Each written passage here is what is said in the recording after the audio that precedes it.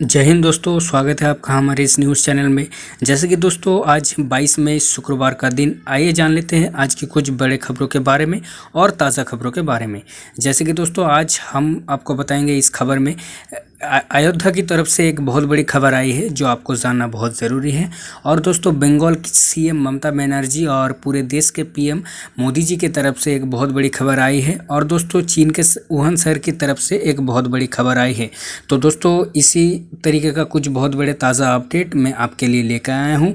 उम्मीद है आपको ये वीडियो पसंद आएगा। दोस्तों अगर आपको ये वीडियो पसंद आए तो चैनल को लाइक कीजिएगा और चैनल को सब्सक्राइब ज़रूर कीजिएगा, क्योंकि रोज़ाना न्यूज़ रिलेटेड वीडियोस आपको इस चैनल पे मिलते रहेंगे। तो दोस्तों बढ़ते हैं आज की पहली खबर की तरफ। कोविड-19 के जनक वुहान में जंगली जानवरों का मांस खाना प्रतिबंधित। जैसे कि दोस्तों आपको बता दें, चीन के जिस शहर से कोरोना वायरस पूरी दुनिया में फैला और लाखों लोगों की जान ले रहा है, आखिरकार चीन ने उस वुहान शहर में जंगली जानवरों को खाने पर प्रतिबंध लगा दिया है।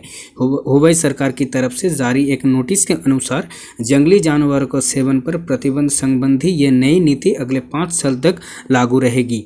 चीन के अखबार ग्लोबल टाइम्स समेत दुनिया भर के कई बड़े अखबारों में इस बारे में एक रिपोर्ट छपी है। रिपोर्ट के मुताबिक वुहान सरकार की आधिकारिक वेबसाइट पर एक नया नियम जारी किया गया है।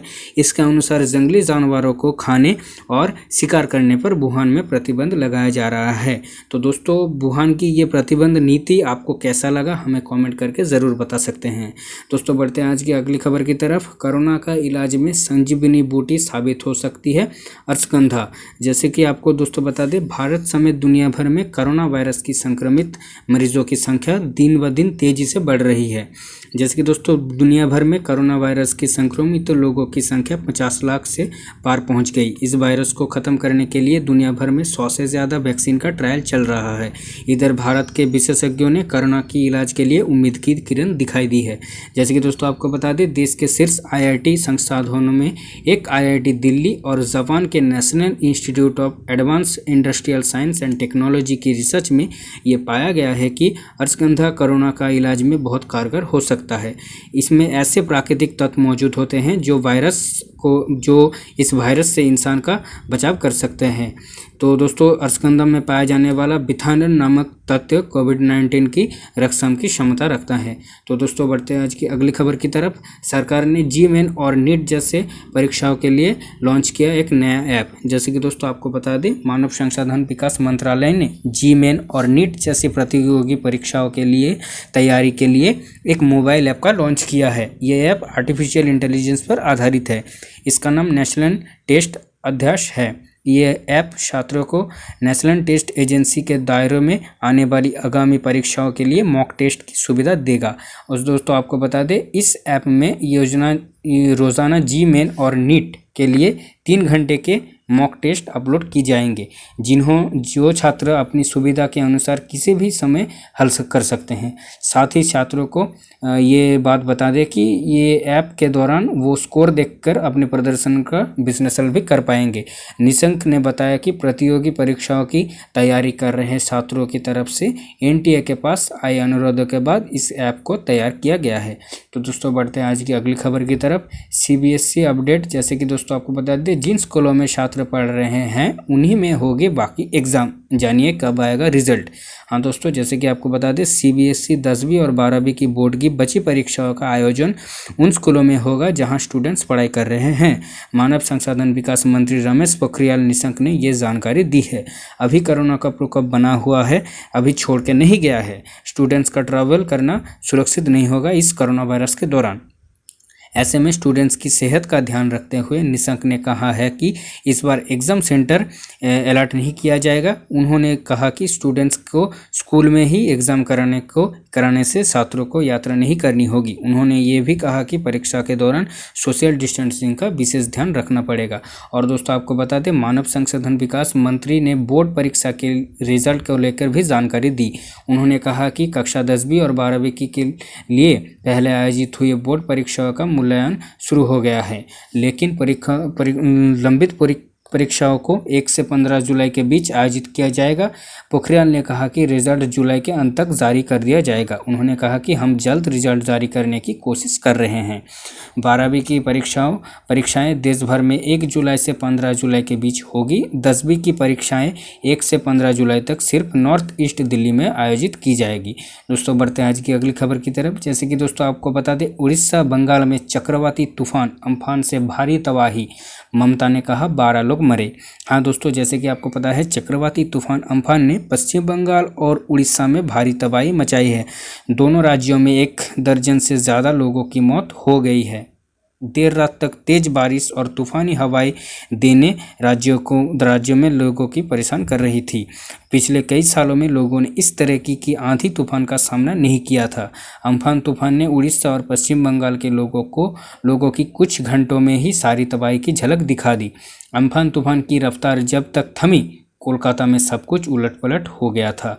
शहर में चारों तरफ पानी भर चुका था। गाड़ियां नावों की तरह तैर रही थी। बड़े बड़े बिजली की पोल आधे मुंह गिरे हुए थे। एयरपोर्ट पर जहाज पानी में खड़े थे। पश्चिम बंगाल में तूफान ने तबाही कितनी हुई इसका हिसाब किताब अभी लगाना बाकी है, लेकिन सीएम ममता बनर्जी कह रही हैं कि कम से कम 10-12 लोग तो तूफान की चपेट में आ चुके हैं। उन्होंने ये भी कहा कि डीएम, एसपी और प्रशासन के अधिकारी ज़मीनी स्तर पर काम कर रहे हैं। अभी नंबर के बारे में सही जानकारी नहीं है, लेकिन 10-12 लोगों की मौत हुई है। दोस्तों बढ़ते आज की अगली खबर की तरफ। आपको बता दें, अगर आप हवाई यात्रा में जाना चाहते हैं, मतलब कि हवाई यात्रा में इन 15 नियम का पालन आपको करना पड़ेगा। जैसे कि दोस्तों सरकार ने 25 मई से घरेलू हवाई यात्रा की शुरू करने की अनुमति दी है। इसके साथ ही सरकार ने यात्रियों के लिए कुछ नियम फायदे का पालन करने के लिए भी निर्देश जारी किए हैं। भारतीय विमानपत्तन प्राधिकरण AAI ने 25 मई से घरेलू वाणिज्यिक उड़ान संचालन की सिफारिश के लिए अपने सभी हवाई अड्डों को मानक परिचालन प्रक्रिया जारी किया है। सभी यात्रियों को अनिवार्य रूप से अपने फ़ोन पर आरोग्य सेतु ऐप डाउनलोड करना ज़रूरी है। हालांकि 14 साल से कम उम्र के बच्चों के लिए आरोग्य सेतु अनिवार्य नहीं है। दोस्तों आपको बता दें कि हवाई सफ़र के लिए आपको किन शर्त का पालन अनिवार्य करना पड़ेगा। जैसे कि दोस्तों आपको बता दें, हर यात्री के मोबाइल फ़ोन में न केवल आरोग्य सेतु ऐप इंस्टॉल होना चाहिए, बल्कि उसका टेस्ट सिस्टम भी ग्रीन होना चाहिए। ऐसा नहीं होने पर आपको एयरपोर्ट टर्मिनल में भीतर एंट्री नहीं मिलेगी। एयरपोर्ट पर अब फ्लाइट के निर्धारित समय से आपको 2 घंटे पहले पहुंचना होगा। एयरपोर्ट पहुंचने के लिए आप ऑथराइज्ड टैक्सी का इस्तेमाल करना होगा।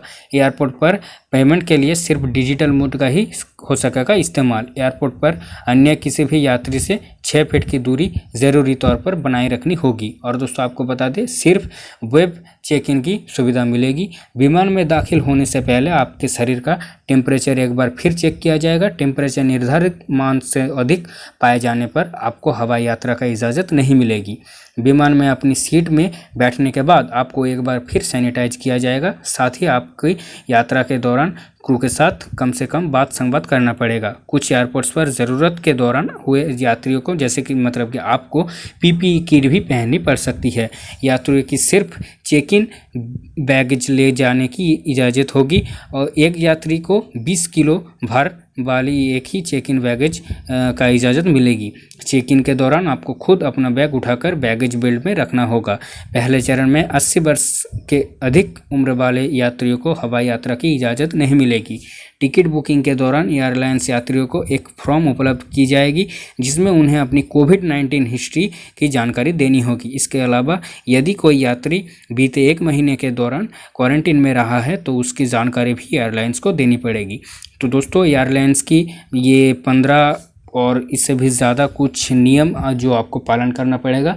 दोस्तों मेरे हिसाब से ये नियम जो एयरपोर्ट्स की तरफ से मतलब कि फ़्लाइट की तरफ से की गई है, ये मुझे बहुत सही लग रहा है। आपको ये कैसा लगा आप हमें कमेंट करके बता सकते हैं। तो दोस्तों बढ़ते हैं आज की अगली खबर की तरफ। किसानों के बैंक खाते में 5,700 करोड़ रुपए डालेगी छत्तीसगढ़ सरकार। हाँ दोस्तों, जैसे कि दोस्तों आपको बता दें, किसानों की तरफ से एक बहुत बड़ी खबर आई है। छत्तीसगढ़ सरकार आज से राज्य में राजीव गांधी किसान न्याय योजना का शुरुआत करने जा रही है। छत्तीसगढ़ से मुख्यमंत्री भूपेश बघेल दोपहर 12 बजे किसान न्याय योजना की शुरुआत करने जा रहे हैं। तो दोस्तों बढ़ते हैं आज की अगली खबर की तरफ। जैसे कि दोस्तों आपको बता दें, सीएम ममता बनर्जी ने की थी पीएम मोदी को अपील। पीएम मोदी ने मानी सीएम ममता बनर्जी की अपील, कल ही करेंगे मतलब कि आज ही करेंगे तूफान प्रभावित बंगाल का दौरा। जैसे कि दोस्तों पश्चिम बंगाल के मुख्यमंत्री ममता बनर्जी ने गुरुवार को पीएम मोदी से राज्य का दौरा करने की अपील की थी। सीएम ममता की अपील को स्वीकारते हुए पीएम मोदी बंगाल के दौरे पर जाएंगे और हालत का जायजा लेंगे। शुक्रवार मतलब कि आज ही पश्चिम बंगाल के दौरे पर आएंगे पीएम मोदी। तूफान प्रभावित क्षेत्रों का करेंगे हवाई सर्वेक्षण। प्रधानमंत्री नरेंद्र मोदी जी अम्फान तूफान से प्रभावित पश्चिम बंगाल का दौरा करेंगे। अम्फान के कारण राज्य के दक्षिणी हिस्सों में नुकसान का आकलन करने के लिए पीएम मोदी आज शुक्रवार को बंगाल आएंगे। प्रधानमंत्री मोदी सुबह 10:30 बजे कोलकाता एयरपोर्ट पहुंचेंगे। इसके बाद पीएम मोदी और ममता बनर्जी कोलकाता सहित उत्तर और दक्षिण 24 परगना के प्रभावित क्षेत्रों का हवाई सर्वेक्षण करेंगे। पश्चिम बंगाल के मुख्यमंत्री ममता बनर्जी ने गुरुवार को पीएम मोदी से राज्यों का दौरा करने की अपील की थी। सीएम ममता की अपील को स्वीकारते हुए पीएम मोदी बंगाल के दौरे पर आएंगे और हालात का जायजा लेंगे। पीएम मोदी ने ट्वीट किया था, जैसे कि पीएम मोदी खुद अम्फान से प्रभावित राज्यों पर नज़र रख रहे हैं। उन्होंने ट्वीट करके ये भी बताया कि अम्फान के कारण पश्चिम बंगाल में हुए तबाही की तस्वीरें देख रहा हूँ। ये काफ़ी कठिन समय है। पूरे देश इस समय पश्चिम बंगाल के साथ कंधे से कंधे मिलाकर खड़ा है। राज्यों के लिए कि बेहतरीन के लिए काम कर रहे हैं और हालत का सामान्य करने की प्रयास जारी है। तो दोस्तों बढ़ते हैं आज की अगली खबर की तरफ। अयोध्या की तरफ से एक बहुत बड़ी खबर आई है। खुदाई में मिले अवशेष, संतों ने कहा यह राम मंदिर का प्रमाण है। हाँ दोस्तों, श्री राम जन्मभूमि तीर्थ क्षेत्र ट्रस्ट के महासचिव चंपत राय ने इस बारे में कहा कि पूर्ण निर्माण हो रहा है राम मंदिर, राम मंदिर नहीं हो रहा, पूर्ण निर्माण हो रहा है। मंदिर वहाँ पहले से ही था, केवल उसका पूर्ण निर्माण हो रहा है। नया कुछ भी नहीं है, वो केवल कपड़े में था, कपड़े हटाकर उसका पूर्ण निर्माण हो रहा है। जैसे कि दोस्तों आपको बता दें, अयोध्या के राम जन्मभूमि परिसर में चल रहे समतलीकरण के दौरान राम जन्मभूमि तीर्थ क्षेत्र ट्रस्ट को कई पुरातात्विक मूर्तियों सहित कुछ शिवलिंग मिले हैं। 4 फीट से बड़ा एक शिवलिंग उस हिस्सों से मिला है जहां मलबा हटाने और समतलीकरण का काम चल रहा था। खुदाई के दौरान भारी संख्या में देवी देवताओं की स्टडिंग मूर्ति अतिरिक्त मात्रा में पाया गया। आपको बता दें कि श्री राम जन्मभूमि परिसर ये पुरातात्विक महत्वपूर्ण के सत्यम और मूर्तियों से जहां पर उस मूर्तियों मिले उस स्थान पर राम मंदिर की नींव तैयार करने के लिए क्रेन और ट्रैक्टरों को जरिए मलबे को हटाने के साथ समतलीकरण का काम चल रहा है। माना जा रहा है कि राम मंदिर की नींव तैयार करने के लिए जो खुदाई होगी उसमें पुरातात्विक महत्वों के और ऐसे साक्ष्य मिलेंगे जो सदियों पुराने राम मंदिर से जुड़े हो सकते हैं। साधु संतों में हर्ष की लहर। दोस्तों यही थे आज के कुछ बड़े ताज़ा अपडेट जो मैं आपके लिए लेके आया था। उम्मीद है आपको वीडियो पसंद आया है। तो अगर दोस्तों आपको वीडियो पसंद आए तो वीडियो को लाइक कीजिएगा और चैनल को सब्सक्राइब कीजिएगा, क्योंकि रोज़ाना ऐसे ही न्यूज़ रिलेटेड वीडियोस आपको इस चैनल में मिलते रहेंगे।